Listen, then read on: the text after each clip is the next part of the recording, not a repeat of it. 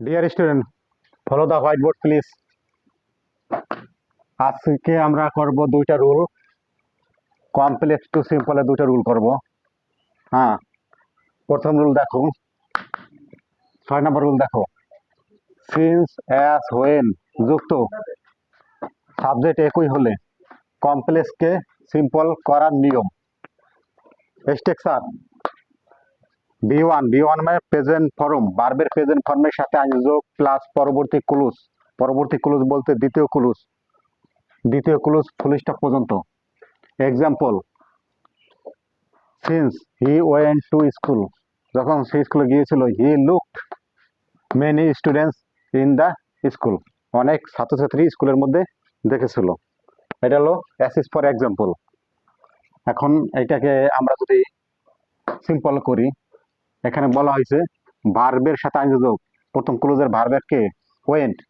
ওয়েন্টের মূল ভার্ব কি? গো। গো হলো মূল ভার্ব।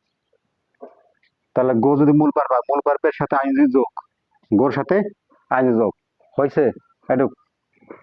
তারপর পরবর্তী অংশ ফুল স্টপ পর্যন্ত। এই যে পরবর্তী টু স্কুল। হ্যাঁ, দেখো টু স্কুলে যায় আইছে, কমাইছে, তার পরবর্তী পুরা ফুল বইছে। সমস্যা কোনো? আচ্ছা, সহজ আছে কিন্তু দেখো। তারপর দেখো rule number 7, since, as, when যুক্ত। এটা হলো কি? সাবজেক্ট একই বা আলাদা না হলে, যদি আলাদা না হয়, একই যদি হয়। এটা কিভাবে করতে হবে দেখো। স্ট্রাকচার তো গঠন প্রণালী। প্রথম করতে হবে বিং প্লাস অবজেক্ট প্লাস কমা, দ্বিতীয় ক্লোজ ফুল স্টপ পর্যন্ত। এই রুলটা আর এই রুলটার সাথে অনেকটা মিল আছে। হ্যাঁ, এটা দেখো সাবজেক্ট একই হলে। এখন দেখো এটা এক্সাম্পল দেখো। অ্যাজ হি ইজ পুর, যেন সে গরিব। হি ক্যান নট বাই এ কার, গরিব হলে কি হয়?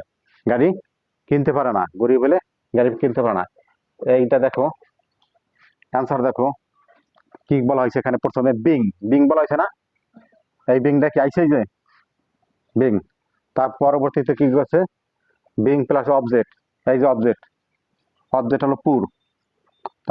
তারপর কি বলা আছে? কমা। এই যে কমা আইছে। তারপর পরবর্তী দ্বিতীয় ক্লোজ ফুলটা পর্যন্ত। দ্বিতীয় ক্লোজ কি আছে এখানে? দ্বিতীয় ক্লোজ আছে he can not buy a car.